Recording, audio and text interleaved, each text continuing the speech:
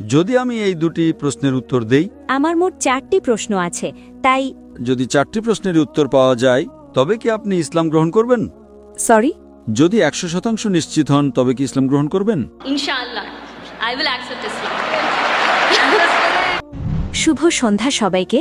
আমি প্রশান্তি দাসারি, ভারত থেকে এসেছি। আমি আসলে জন্মগতভাবে একজন খ্রিস্টান এবং আমি স্থানান্তরিত হয়েছি দুবাইতে 2011 সালের অগস্টে।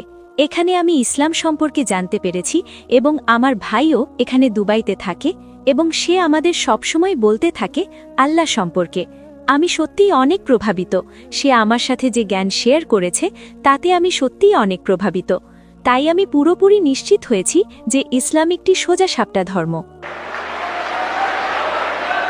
এবং আল্লাহই শুরু, তিনিই শেষ, তিনিই আদি এবং তিনিই অন্ত। আমরা সূর্যের দিকে তাকাতে পারি না 10 মিনিটের বেশি, তাহলে আমরা সৃষ্টিকর্তাকে কিভাবে দেখব? তাই আমি পুরোপুরি বিশ্বাস করি। তবে কিছু প্রশ্ন আছে যা নিয়ে আমাদের মনে সন্দেহ রয়েছে। যেহেতু আমি জন্মগতভাবে খ্রিস্টান, আমার 4টি প্রশ্ন আছে। মোট 4টি প্রশ্ন আছে ভাই জাকির নায়েকের কাছে। প্রথম প্রশ্নটি হলো, ভাই, আমি আপনার ভিডিওগুলো শুনছি ইউটিউবে। আপনি সেখানে পবিত্র আত্মার সম্পর্কে কথা বলছিলেন এবং আপনি বিশেষভাবে উল্লেখ করেছেন যে পবিত্র আত্মার অস্তিত্ব আছে। তাই আমি জানতে চাই যে কোরআন অনুযায়ী ইসলামে কি পবিত্র আত্মার ধারণা আছে? এবং বাইবেলের পুরাতন নিয়মে একটি আয়াত আছে যে ঈশ্বরের আত্মা পানির ওপর বিরাজ করছিল। ঈশ্বরের আত্মা, তাহলে পবিত্র আত্মা কি আল্লাহ থেকে আলাদা কিছু? এটি আমার প্রশ্ন। বোন দুটি প্রশ্ন করেছেন। 1 নম্বর প্রশ্ন হলো পবিত্র আত্মা বলতে কি বোঝায়, আর এই পবিত্র আত্মা আসলে কে কোরআন ও ইসলাম অনুযায়ী, এবং খ্রিস্ট ধর্মের তুলনায় এটা কেমন, এবং বাইবেল সত্যিই বলে যে ঈশ্বরের আত্মা পানির উপর বিরাজ করছিল, এর মানে কি? পবিত্র আত্মা কি ঈশ্বর থেকে আলাদা? বোন দুটি প্রশ্ন করেছেন। যদি আমি এই দুটি প্রশ্নের উত্তর দেই তবে কি আপনি ইসলাম গ্রহণ করবেন? আমার মোট 4টি প্রশ্ন আছে, তাই আপনি কি চান আমি প্রথম দুটির উত্তর দেই, তারপর আপনি বাকি দুটি প্রশ্ন করবেন? হ্যাঁ, অবশ্যই। আমি 70% নিশ্চিত হয়েছি। আমার ভাই আমার সাথে যা শেয়ার করেছে এবং আপনার ভিডিওগুলো দেখে আমি 70% প্রভাবিত। আমি 70% নিশ্চিত আমি আপনার কাছে খুবই সৎ এবং স্বচ্ছ থাকছি। তাহলে ইনশাআল্লাহ যদি 4টি প্রশ্নের উত্তর পাওয়া যায়। জি। যদি 100% নিশ্চিত হন তবে কি ইসলাম গ্রহণ করবেন? ইনশাআল্লাহ I will accept Islam. বোন দুটি প্রশ্ন করেছেন এবং এরপর তিনি বাকি দুটি প্রশ্ন করবেন যে বাইবেলে পবিত্র আত্মার কথা উল্লেখ আছে, পবিত্র আত্মার অর্থ কি?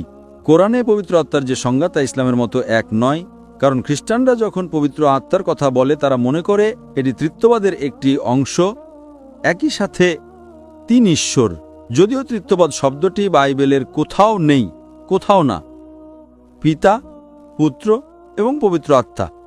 যখন তারা পিতা বলে তখন তারা সর্বশক্তিমান ঈশ্বরের কথা ভাবেন, যেমন একজন সান্টা ক্লজ স্বর্গে বসে আছেন আর পৃথিবীটা তার পায়ের নিচে। যখন তারা পুত্র নিয়ে কথা বলে তারা যীশুখ্রিস্ট বা ঈসা আলাইহিস সালাম সম্পর্কে ভাবে, যেমনটা জেফ্রি হান্টারকে কিং অব কিংস মুভিতে দেখা যায়, নীল চোখ আর সুন্দর নাকের একজন মানুষ। যখন তারা পবিত্র আত্মা নিয়ে কথা বলে তারা পেন্টেকস্টের সময় কবুতরের কথা ভাবেন, অথবা যখন যীশুখ্রিস্ট বাপ্তিস্মা নিচ্ছিলেন সে সময়ের কথা ভাবেন। কোরআনে যে আত্মার কথা বলা হয়েছে তা কি? আমি বিশ্বাস করি কোরআন এখানে প্রধান ফেরেশতা জিবরাইল আলাইহিস সালাম সম্পর্কে বলছেন। তিনি ফেরেশতাদের মধ্যে একজন, আল্লাহ সুবহানাহু ওয়া তাআলার পাঠানো। তার অন্যতম প্রধান কাজ ছিল বাণী পৌঁছে দেওয়া মুহাম্মদ সাল্লাল্লাহু আলাইহি সাল্লামের কাছে। তার আরও অনেক দায়িত্ব ছিল, তাই আমরা এই ফেরেশতায় বিশ্বাস করি। তাই আপনি যদি বলেন যে সেখানে একটি আত্মা আছে, আমাদের কোনো সমস্যা নেই, কিন্তু তিনি তৃত্ববাদী ঈশ্বরের অংশ নন এবং তার উভয় ভিন্ন। প্রধান ফেরেশতা জিবরাইল আলাইহিস সালাম সম্পূর্ণ আলাদা আল্লাহ সুবহানাহু ওয়া তাআলা থেকে। এমনকি উল্লেখিত বাইবেলেও এই আত্মা আলাদা আল্লাহ সুবহানাহু ওয়া তাআলা থেকে। তারা একীভূত নন। এটি গির্জার নিজস্ব শিক্ষা, কারণ তৃত্ববাদ শব্দটি বাইবেলের কোথাও পাওয়া যায় না। কিন্তু যদি আপনি কোরআন পড়েন তবে তৃত্ববাদের কথা কোরআনের দুবার উল্লেখ করা হয়েছে। সূরা নিসা অধ্যায় 4 আয়াত 171, ওয়ালা তাকুলু সালাসা, যেখানে বলা হয়েছে তৃত্ববাদ বলো না, ইনতাউ খায়রুল লাকুম, এটা থেকে বিরত থাকো, এটাই তোমাদের জন্য উত্তম। কোরআন বলছে তৃত্ববাদ বলো না, এবং একই বাণী পুনরাবৃত্তি করা হয়েছে সূরা মায়েদা অধ্যায় 5 আয়াত নাম্বার 73। লাকাদ কাফারাল্লাযিনা ক্বালু, সেখানে বলা হয়েছে নিশ্চয়ই তারা কুফরি করছে যারা বলে যে ঈশ্বর তিনের মধ্যে এক। সুতরাং তৃত্ববাদ শব্দটি কোরআনে দুবার এসেছে এবং উভয় স্থানেই বলা হয়েছে যে এই ধারণাটি ব্যবহার করা ভুল। কোরআনে উল্লেখ করা হয়েছে তৃত্ববাদ না বলতে, কিন্তু এই তৃত্ববাদ শব্দটি বাইবেলের কোথাও নেই। সবচেয়ে কাছাকাছি তৃত্ববাদের যে আয়াতটি বাইবেলে আছে সেটা হলো জনের অধ্যায় 5 আয়াত 7, যেখানে বলা হয়েছে স্বর্গে সাক্ষ্য দেওয়ার জন্য 3 জন আছেন, পিতা, বাক্য এবং পবিত্র আত্মা, আর এই 3 জনই এক। তো এই আয়াতটি আপনি যদি রিভাইজড স্ট্যান্ডার্ড ভার্সন বাইবেলের পড়েন, যা 32 জন উচ্চমানের খ্রিস্টান পণ্ডিত দ্বারা সংশ্লিষ্ট করা হয়েছে, তারা বলেছেন যে এই আয়াতটি গসপেল অফ জন অধ্যায় 5 আয়াত 7 একটি বাইরে থেকে ঢোকানো, এটা বানোয়াট মন্ত্রের জাল। তাই তারা এই আয়াতটিকে বাইবেল থেকে বের করে দিয়েছেন। সুতরাং বাইবেলের যে আয়াতটি সরাসরি তৃত্ববাদ নিয়ে কথা বলছিল না, কিন্তু তার সবচেয়ে কাছাকাছি ছিল, খ্রিস্টান শিক্ষাবিদরাই তাকে ছুঁড়ে ফেলে দিয়েছেন বানোয়াট এবং জাল হিসেবে। স্বাভাবিকভাবেই পবিত্র আত্মা এবং সর্বশক্তিমান ঈশ্বর এরা দুটি ভিন্ন সত্তা, তারা এক নয়। এবং কোরআনে বলা হয়েছে জিবরাইল আলাইহিস সালামের কথা, তিনি একজন ফেরেশতা আল্লাহ সুবহানাহু ওয়া তাআলার। আশা করি বিষয়টি আপনার কাছে পরিষ্কার হয়েছে বোন। Yes, brother. আমি আপনার বাকি দুটি প্রশ্ন জানতে চাই। হ্যাঁ, আমার তৃতীয় প্রশ্নটি পবিত্র আত্মার সাথেই সম্পর্কিত। সকল নবী বা আল্লাহর মানুষ, যেমন ইব্রাহিম, ইসহাক এবং মুসা আলাহিসাল্লাম, এই সকল নবী আল্লাহর সাথে যোগাযোগ করতেন। তারা আল্লাহর সাথে ভাব বিনিময় করতেন। আল্লাহর সাথে যোগাযোগ করার জন্য যেহেতু তারা সবাই আল্লাহর মনোনীত ব্যক্তি ছিলেন, তাদের অবশ্যই বিশেষ কোনো শক্তির অধিকারী হতে হয়েছিল। এটি হয়তো আল্লাহর অনুগ্রহ ছিল, তাই এটি একটি শক্তি, সেখানে বিশেষ কোনো শক্তি কাজ করেছে যাতে তারা আল্লাহর সাথে যোগাযোগ করতে পারেন। তো সেই শক্তিটা আসলে কি? তো এতকাল আমার ধারণা বা বুঝটা যা ছিল তা হল পবিত্র আত্মার সাহায্যেই সকল নবী আল্লাহর সাথে সুপারিশ করতেন। এটি কি সত্য? বোন প্রশ্ন করেছেন যে রসুলগণ সুপারিশ করেন সর্বশক্তিমান আল্লাহর কাছে। এরপর আপনি বললেন যোগাযোগ করা আল্লাহর সাথে। বোন, ইংরেজি শব্দ সুপারিশ করা আর যোগাযোগ করা দুটি ভিন্ন জিনিস। তো আপনার প্রশ্নটি কি সুপারিশ করা নাকি যোগাযোগ করা? সুপারিশ করা। সুপারিশ করার মানে হলো কেউ অন্য কারো হয়ে সুপারিশ করে। কেউ অন্য কারো হয়ে সুপারিশ করে। এখন আপনাকে বুঝতে হবে যে যখন আপনি আল্লাহ সুবহানাহু ওয়া তাআলার সাথে কথা বলেন, তখন আল্লাহ সুবহানাহু ওয়া তাআলার কারো সুপারিশের প্রয়োজন নেই। এবং আল্লাহ কোরআনে বলেছেন সূরা গাফির অধ্যায় নম্বর 40 আয়াত নম্বর 60, তোমরা আমাকে ডাকো, আমি তোমাদের ডাকে সাড়া দেব। আল্লাহ সুবহানাহু ওয়া তাআলার কাছে কারো সুপারিশের প্রয়োজন নেই। কেন? কারণ মানুষ উদাহরণ দেয় যে যখন আপনি বিচারকের কাছে যান, আদালতে আপনার মামলা পেশ করেন, তখন আপনি উকিল নিয়োগ করেন। একইভাবে আল্লাহর রসুলগণ হলেন আমাদের উকিল। তার ক্ষেত্রে এটা যৌক্তিক হতে পারে, একজন বিচারক যিনি মানুষ, কারণ বিচারক জানে না যে কে প্রকৃত অপরাধী, কে চোর, কে নির্দোষ। তাই উকিল বিচারককে এটা বুঝতে সাহায্য করেন যে কে অপরাধী, কে চোর আর কে নির্দোষ। কিন্তু আল্লাহ সুবহানাহু ওয়া তাআলা হলেন আলিমুল গায়েব। তা প্রমাণ করার জন্য তার কারো প্রয়োজন নেই যে কে ভালো আর কে মন্দ। তাই সুপারিশ করাটা ভুল। হ্যাঁ, কেউ দোয়া করতে পারে, একজন রসুল অন্য মানুষের জন্য দোয়া করতে পারেন। এবং আল্লাহ কোরআনে বলেছেন আল্লাহ সুবহানাহু ওয়া তাআলার কোনো সুপারিশের প্রয়োজন নেই, কেবল কিয়ামতের দিনে তাদের ছাড়া যাদের তিনি অনুমতি দেবেন। তাহলে শেষ বিচারের দিনে আল্লাহ সুবহানাহু ওয়া তাআলা বলছেন যে তিনি সুপারিশ করার অনুমতি দেবেন নির্দিষ্ট কিছু মানুষের জন্য। এবং এ বিষয়ে হাদিসে আছে যে এই বিশেষ অনুগ্রহটি নবী মুহাম্মদ সাল্লাল্লাহু আলাইহি সাল্লামকে দেওয়া হবে। সুতরাং আমরা যা জানতে পারি তা হলো অন্যান্য সকল ধর্মগ্রন্থের ইতিহাস এবং কোরআন এবং হাদিস থেকে যে আল্লাহর রসুলগণ সরাসরি যোগাযোগ করতেন আল্লাহ সুবহানাহু ওয়া তাআলার সাথে। তারা অন্যদের দোয়া করতেন। কিন্তু যদি আমরা নবীকে সুপারিশকারী হিসেবে ব্যবহার করি, অর্থাৎ যদি আমি প্রার্থনা করি আর মনে করি এই নবীর মাধ্যমে আল্লাহর কাছে যেতে হবে, নবীর আদেশ অনুসরণ করা ভালো, কিন্তু যদি আমি আল্লাহ সুবহানাহু ওয়া তাআলা ছাড়া অন্য কারো কাছে প্রার্থনা করি, যেটা অনেক মানুষই করে থাকে, তারা মানুষের কাছে প্রার্থনা করে এই ভেবে যে তারা সর্বশক্তিমান ঈশ্বরের খুব কাছের মানুষ। তাই যদি আমরা তার মাধ্যমে প্রার্থনা করি তবে ঈশ্বর কবুল করবেন আমাদের প্রার্থনা দ্রুত এবং ভালোভাবে। এটা ভুল ধারণা। আমাদের সরাসরি আল্লাহ সুবহানাহু ওয়া তাআলার কাছে প্রার্থনা করতে হবে। আল্লাহর এই নবীরা হলেন আল্লাহ রসুল। হ্যাঁ, তাদের বিশেষ ক্ষমতা আছে, তারা কথা বলতে পারেন আল্লাহ সুবহানাহু ওয়া তাআলার সাথে। এবং আল্লাহ সুবহানাহু ওয়া তাআলা মানুষের মধ্যে থেকে নির্দিষ্ট কিছু মানুষকে বেছে নেন তার বাণী অন্যদের কাছে পৌঁছে দেওয়ার জন্য। এই মনোনীত ব্যক্তিদের সর্বশক্তিমান ঈশ্বরের যাদের আমরা নবী বলি বা আল্লাহ রসুল বলি। সুতরাং আল্লাহ সুবহানাহু ওয়া তাআলা বাছাই করে নির্দিষ্ট কিছু মানুষকে পৃথিবীতে তার বাণী অন্যদের কাছে পৌঁছে দেওয়ার জন্য, তাদেরকে আল্লাহ রসুল বলা হয়। সুতরাং একটি যোগাযোগ থাকে রসুল এবং আল্লাহ সুবহানাহু ওয়া তাআলার মধ্যে। কিন্তু তার মানে এই নয় যে মানুষ এই রসুলদের সুপারিশকারী হিসেবে ব্যবহার করবে, যে যদি তারা এই রসুলদের কাছে প্রার্থনা করে তবে সর্বশক্তিমান ঈশ্বর আমাদের কথা শুনবেন। এটা গির্জার শিক্ষা, যা আপনি যীশুখ্রিস্ট বিশ্বাস করবেন আর আপনার সব পাপ ক্ষমা হয়ে যাবে। এই ধারণা ইসলামে নেই, এমনকি প্রকৃত খ্রিস্টান ধর্মেও নেই। এটা গির্জার নিজস্ব শিক্ষা। বোন, আশা করি বিষয়টা আপনার কাছে পরিষ্কার হয়েছে। হ্যাঁ, আমার শেষ প্রশ্নটি হল, বাইবেলের নতুন নিয়মে একটি বই, বুক অফ অ্যাক্টস, সেখানে পল ভাষার অলৌকিক ক্ষমতার সম্পর্কে উল্লেখ করেছেন। নতুন নিয়মে এই অলৌকিক ভাষার সম্পর্কে আপনার বক্তব্য কি? মানে ইসলাম অনুযায়ী কি এটি পুরোপুরি বর্জন করা হয়েছে? এটি কি এখন নেই, নাকি সেই সময় জিহ্বার উপহার অলৌকিক ভাষার অস্তিত্ব ছিল? বোন প্রশ্ন করেছেন যে পল জিহ্বা সম্পর্কে বলেছেন। যদি আমাকে রেফারেন্স দিতে পারেন, আমি ভালোভাবে উত্তর দিতে পারবো। তবে সাধারণভাবে বাইবেলে জিহ্বা সম্পর্কে অনেক বক্তব্য রয়েছে এবং আরও বলা হয়েছে। আপনি যদি গসপেল পড়েন, আপনি যদি গসপেল মার্ক পড়েন, সেখানে বলা হয়েছে যে কেউই একজন বিশ্বাসী সে বিদেশি ভাষা বুঝতে সক্ষম হবে এবং বিদেশি ভাষায় কথা বলতে সক্ষম হবে। তার মানে আপনি যদি ঈশ্বরে বিশ্বাসী হন, তবে আপনি বিদেশি ভাষা বুঝতে এবং কথা বলতে পারবেন। যখন আমার বিতর্ক হচ্ছিল ডক্টর উইলিয়াম ক্যাম্পবেলের সাথে, তখন আমি ঠিক এটাই করেছিলাম। আমি তাকে একটি 100 টাকার নোট দিয়েছিলাম এবং ভারতের 100 টাকার নোটে আপনারা হয়তো জানেন যে যেহেতু আমাদের সেখানে 22টি সরকারি ভাষা রয়েছে, আমি ইংরেজিতে পড়লাম 100 রুপিজ, হিন্দিতে বলা আছে 100 রুপিয়া। আমি তাকে বললাম বাকি 20টি ভাষা পড়ে দেখান যদি আপনি বিশ্বাসী হন, এবং তিনি তা পারেননি।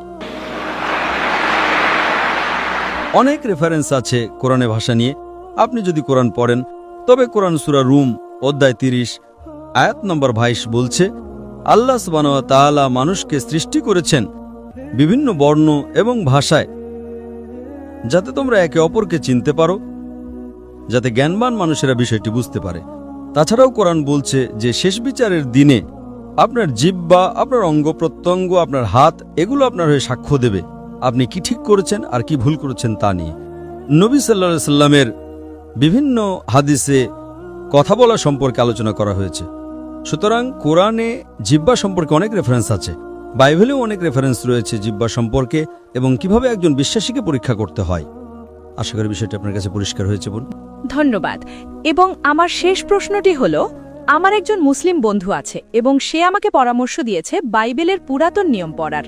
সে বিশেষভাবে পুরাতন নিয়মটা আগে অনুসরণ করতে বলেছে এবং তারপর বলেছে কুরআন পড়তে। কিন্তু আপনি যেমন বিশেষভাবে উল্লেখ করেছেন যে কুরআন হলো আল্লাহর দেওয়া সর্বশেষ ও চূড়ান্ত প্রত্যাদেশ, তাই একজন মুসলিম হিসেবে আপনি আমাকে কি পরামর্শ দেবেন?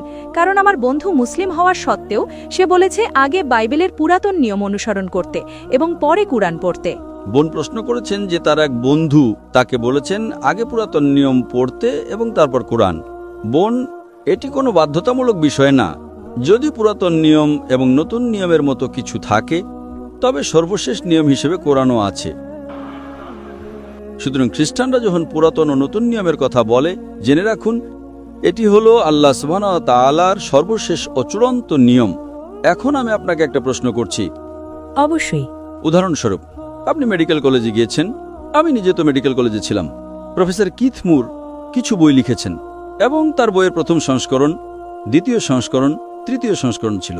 তো আপনি কি প্রথম সংস্করণটি পড়বেন নাকি সর্বশেষ সংস্করণটি পড়বেন? আমি সর্বশেষ সংস্করণটি পড়ব। লেটেস্ট, ঠিক। হ্যাঁ, যদি আপনি সত্যি প্রথম সংস্করণটিকে অনেক ভালোবাসেন, তবে আমি বলবো এতে কোনো সমস্যা নেই। আগে প্রথম সংস্করণটি পড়ুন এবং তারপর শেষ সংস্করণটি পড়ুন। তো আপনি যদি আসক্ত হয়ে থাকেন পুরাতন নিয়মের এবং সেটা যদি আপনার হৃদয়ের খুব কাছাকাছি হয়, তবে কুরআন বলছে সূরা আল ইমরান অধ্যায় 3 আয়াত 64, তাআলাউ ইলা কালিমাতিন সাওয়াইন বাইনাকুম। সেগুলোতে একমত হও আমাদের এবং তোমাদের মধ্যে যে বিষয়গুলো মিল আছে। তখন আমি বলবো যে আপনি যদি পুরাতন নিয়মের প্রতি এতটা আসক্ত থাকেন, তবে কোনো সমস্যা নেই। পুরাতন নিয়মটি পড়ুন এবং তারপর কোরআন পড়ুন। কমপক্ষে যে বিষয়গুলো মিল আছে সেগুলোতে একমত হন। আর যখন আমরা পুরাতন নিয়ম, নতুন নিয়ম এবং কোরআন পড়ি, তখন আমরা জানতে পারি যে এই গ্রন্থগুলোর মধ্যে সাধারণ মিলগুলো হলো নিশ্চয়ই ঈশ্বর মাত্র একজন এবং তিনি একমাত্র উপাসনার যোগ্য। তার কোনো প্রতিমূর্তি নেই, তিনি কাউকে জন্ম দেননি। সেখানে আরও বলা হয়েছে যে যিশু আলাইহিস সালাম কোনো ঈশ্বর নন এবং এই উভয় ধর্মগ্রন্থই বলে যে সর্বশেষ ও চূড়ান্ত রাসূল হলেন নবী মুহাম্মদ সাল্লাল্লাহু আলাইহি ওয়াসাল্লাম। বোন, এখন কি আপনি ইসলাম গ্রহণ করতে প্রস্তুত? Of course, yes.